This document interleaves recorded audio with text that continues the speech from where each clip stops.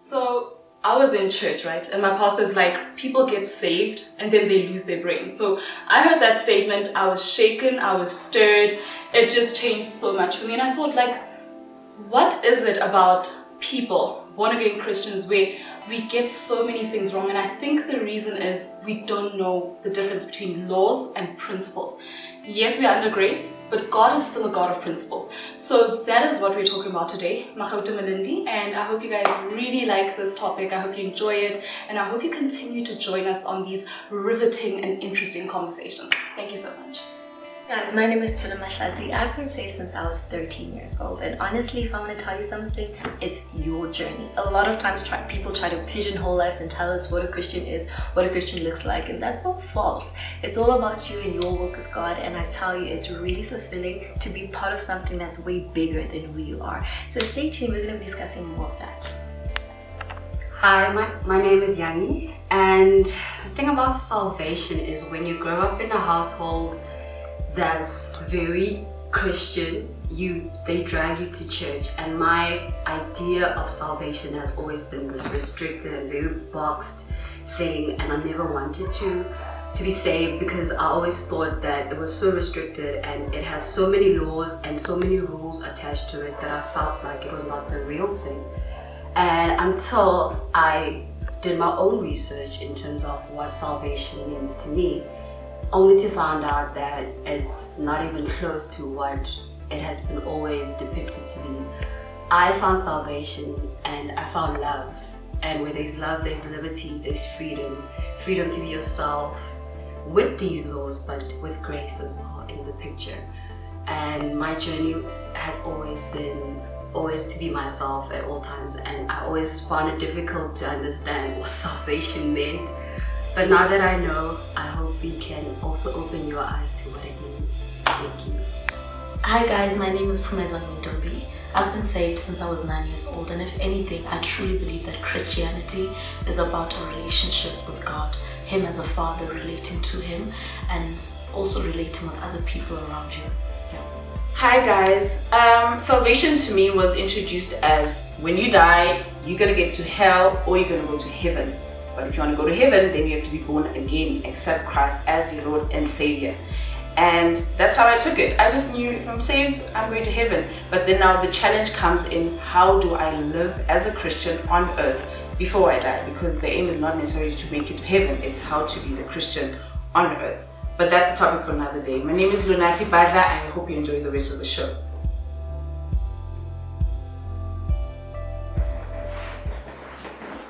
So being saved, right? It's one of those things that causes so much controversy, it causes so many issues, but it's something that I believe in because it's something that's affecting my life, something that is impacting my life, but not only my life, but my life and my friends' lives. So welcome to our YouTube channel, Candidly. We're going to talk about all the things that people don't like to talk about, all the things that could encourage you, all the things that we need to discuss because they do affect our Christian journey. So don't be voyeuristic. Tune in. Like, subscribe, comment, and join the conversation. And I think it's time we actually discuss what it is to be born again. We talk about what it means and why sometimes we actually get it wrong. So let's get into it. I think as a preface to this conversation, I just want to say we believe you must be born again. It's non-negotiable. And life really starts after the altar. So what does this life look like? I think I've always wondered, why are we getting it wrong and what are the principles we're missing as Christians? So one of the issues that I've personally come across as a Christian, but I've also observed, is how people don't actually play for what our pastor calls the audience of one. So I want to get into this discussion. I want to talk about what that actually means and how can we actually do it? Because so many Christians care so much about what other Christians think, especially when it comes to people in leadership. When it comes to people that are serving, the minute you feel like maybe I need to withdraw, it's like, oh no, what will people think? So why is it so important to play for an audience of one if we want to finish strong? It's how we were introduced to either Christianity or God, one of the two. That's what determines how liberal, I think. Yes, or lack of liberation you get when it comes to things of the kingdom or things of God. So if someone, first entry, the leader or whoever you were, who ushered you into salvation, was the one who made you feel, listen now, just make sure you're at church every Sunday. Just make sure you read the Bible every day. Just make sure you listen to sermons. You know, when you see people come to the altar, get born again, they are broken, they are most vulnerable. So now, that's when now the leaders ride on that vulnerability, and that's what makes you yield to, this could be it. I need my mom's sake, or I'm going to be born again. Anything. Why must I do sermons every day? Before you know it, wait, this thing's not working, I'm tired. And then you come to a church on a Sunday, the pastor's going to preach, there's joy in the presence of the Lord. And you're thinking you're not feeling joy, you are condemned, you are also, now the confusion starts there. Wait, how come I'm supposed to be happy in the presence of the Lord, there's fullness of joy? But you're thinking, I can't even remember which Bible verse I read yesterday. Am I even Christian enough? Then now the problem starts coming in. So now that's what problem number one. And then the other one is when, even if you're not necessarily taught directly by a leader, but if you come from a household that's very rule-based and very religious, some things, even if they're not said, but you catch on them. So that's where we lose, or we get people like that. Yeah. But if I can just ask, like maybe from your personal experiences, have you always played for an audience of one? Do you play for an audience of one with your Christian journey? Because now we are saved, now we're born again, but we aren't alone in this journey, right? We have people in our structures, we have people that are, in fact, especially when we get into leaders, there are always Christians around us, and we care about what they think. So, do you play for an audience of one in your personal life? And if you don't, then why don't you? I'm a typical case of I was introduced in the proper way to God, so it's always been. Yeah. So I don't fall under The people I think, just to go back to the whole, what Matty said somehow, you mentioned about how people can make, basically, I'm paraphrasing, people can make things that are okay to do, and then it becomes legalistic. Yeah. I think the trap comes in, like you said, when you're introduced wrongly, in a wrong way. But I think also, even when, say you were not introduced in a wrong way, as time goes, people can fall into the trap of playing for an audience or whatnot, you understand? Now it's about what people say, what people think, and all those things. So the thing that makes me not fall into that trap is relationship. Going back to the fact that it's my relationship with God, how I relate with the Holy Spirit, how I relate with Him in general. That is what works for me. I mean, when it's time to break down, it's time to break down, but I do it in His presence, and if it means taking a break, let me take a break. Were you always like that? Me?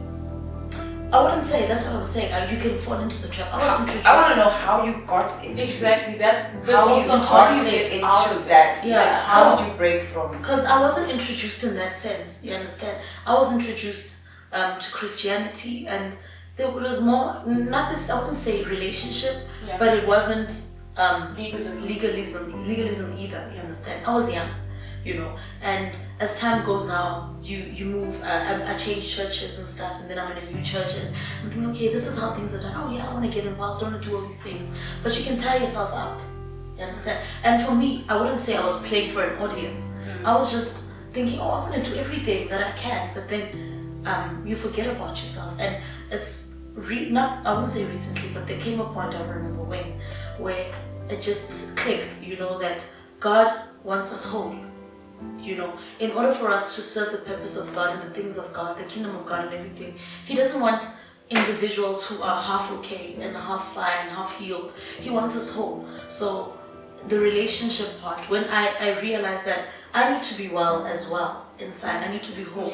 That's when I realized that if I'm going to be playing for an audience, because I almost fell for that trap, if I'm going to be playing for an audience, then it's going to take from me. When I go to bed at night, there's no audience. It's just me and God, and then if I'm going to be broken there, what good is it? But if I can just clinging to my relationship with Him, doing the things that we did at first, you understand? That keeps me sane. That makes me realize that I'm not going to fall for any other trap. Can I also say, when I think about this in a more practical way, let's say now you're a singer. Or I you're was an thinking actor. about a platform. Yeah, like Broadway or whatever. God, you don't see him, right? You don't hear him. You don't. Now, this is like, on a more physical sense. Yeah. And, okay, so let me just go back. So now you're a singer, you're a performer, you've been rehearsing for days, and you have been practicing, and you've been making sure that you get the lines right, you get the jumps right, you get the what do you call, the notes and the voice right. So now there's an audience that you can physically see, that you can physically hear. How much of that audience affects your performance? For example, if I'm performing well for an audience that I can see, I can always hear their response. And that kind of fuels me as a performer to do even extra. Because now I'm hearing and seeing that they're actually enjoying what I'm doing. So as humans, I think we've leaned on so much of what we see and what we can hear because of validation. Yeah. That feeds into our more carnal or more natural way of doing things. So I'll know I'm doing something right if Lunati agrees, or if Makhaude gives me a thumbs up. And I get an applause. If I feed your ego. You sang so well. But now, what happens when now there's a God that you are doing this for? Yeah. It's hard.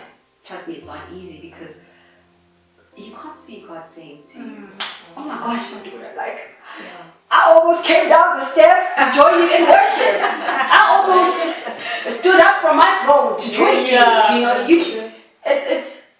I feel like it's just an honest conversation that you need to have with yourself, because I do doubt myself every day in my Christian walk in terms of, am I doing God's will? Am I walking where He needs me to walk? Am I doing this right? Am I connecting, with Pumeza the way I should be connected? And if a pastor or leader says, listen, you're doing great, I feel like, okay, I am. But at the same time, I'll always also question, but fine, I got validation from this person as a leader, but is this what would God want? Because sometimes a good idea is not a God idea. I think you hear that all the time. But now, where you draw the line, or when you know it's for God, is when you have no peace, or that discernment. That's where discernment now comes in, where you're like, okay, this seems like a good idea, but it does not feel good. And now you lean onto that unction, and now God becomes your audience when you're aware of that unction. You know, and when you're aware of that feeling of it's not settling. I think that's why people feel a need to perform. Yeah. And that's why I wanted to talk about platforms. Yeah. Because sometimes people are on a platform and they are extra. And it goes back to what Pumi is saying in terms of that relationship. Because if you are with somebody every day, if you spend time with them, you sort of know how they are, how they think, what their beliefs are. It's like having a partner, you know, you spend time with them every day. And we've always spoken about how prayer isn't a monologue, it's a dialogue. Yes. And so God will give you that validation. Yeah. Because He also knows that you need it. Because some days it's like you aren't confident. True. And you need to feel like, man, you can do this, you know. And I think that's what God gives us. And for me, I think I've always been conscious to try my best to not become the Christian version of the worldly me.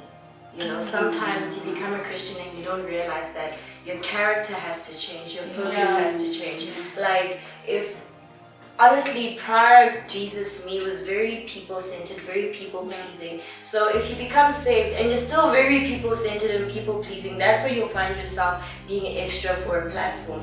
And you don't focus on who God is and your relationship with God, and you do get burnt out. And you'll see that you're focusing on other people because you get burnt out, because you get tired and frustrated, or you become sensitive and you get triggered quite easily by what people are saying.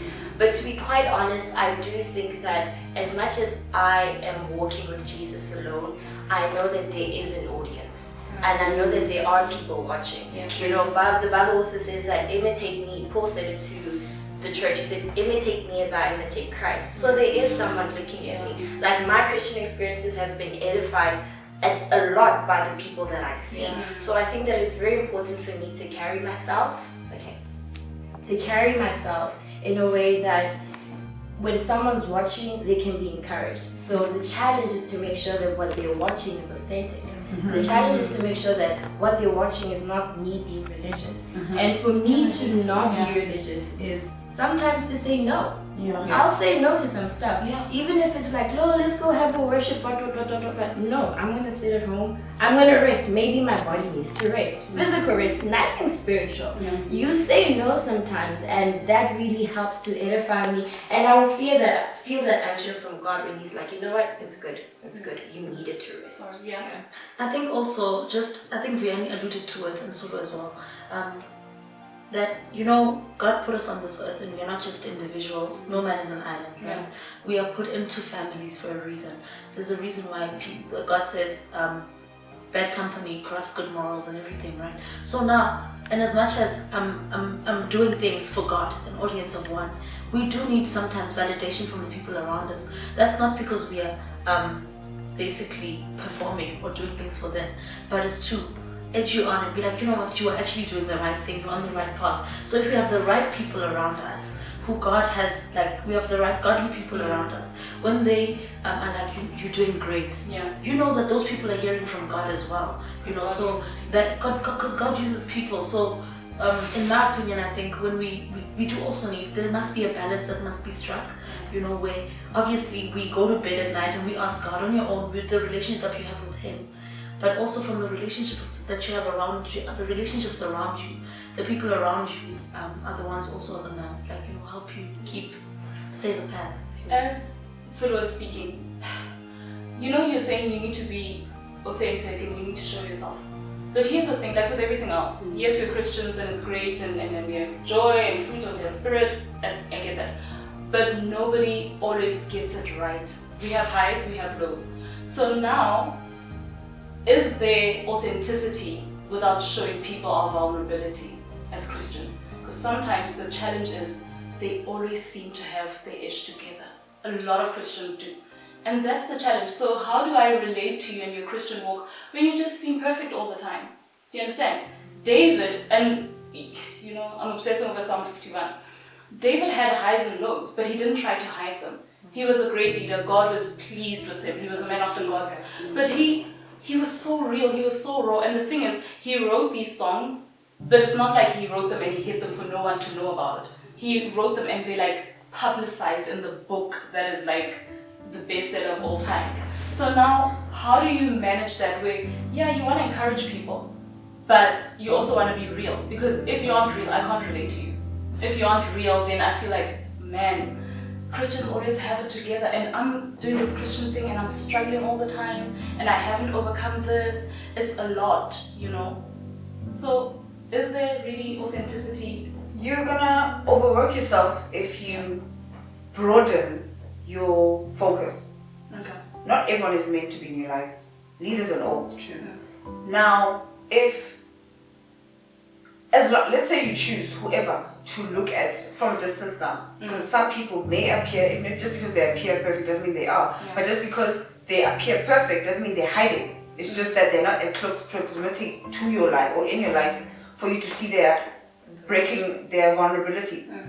Just make sure that the person you are focusing on, you're saying to that person. The balance, you guys were talking about that thing of the people matter as well. This is how God operates in my life. Let me make an example of a person. Let's say you're my friend, BFFs.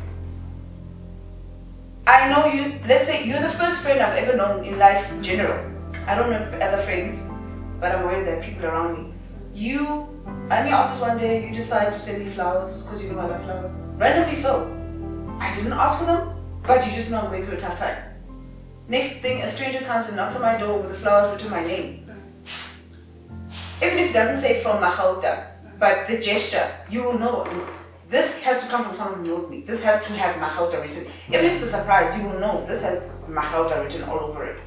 Even if it's a case where, let's say, if not flowers or any phone call maybe from a shop that says, hey, listen, you just want couches, and you're thinking, no, this shop does not give away free couches, but I said to Mahauta, I would love to. I've been nagging her. Whenever I'm with her, I keep telling her I would love to have couches.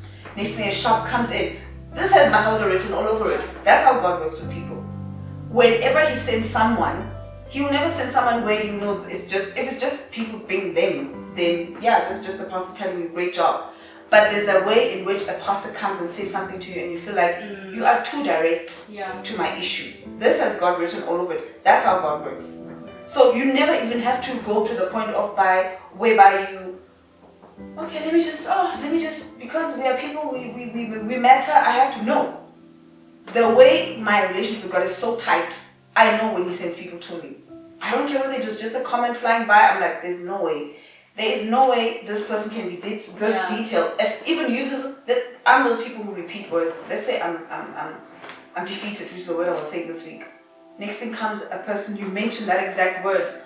In my mind, I'm not gonna think it's you. It's a coincidence. Because of how tight my situation is and how it hit. Because words are powerful, they hit and they uplift you. Like, nah, this is God. This has everything to do with God. Now imagine that people don't even have a relationship with God. They're thinking just because you're labeled as a pastor or your leader or your whatever, then you have to follow through, and then you worn out, you're thinking, but then now I'm not benefiting. But the minute you have such a tight relationship with God, you will know the people you say to. Same way now, let's say, coming back to that thing I mentioned about the focus.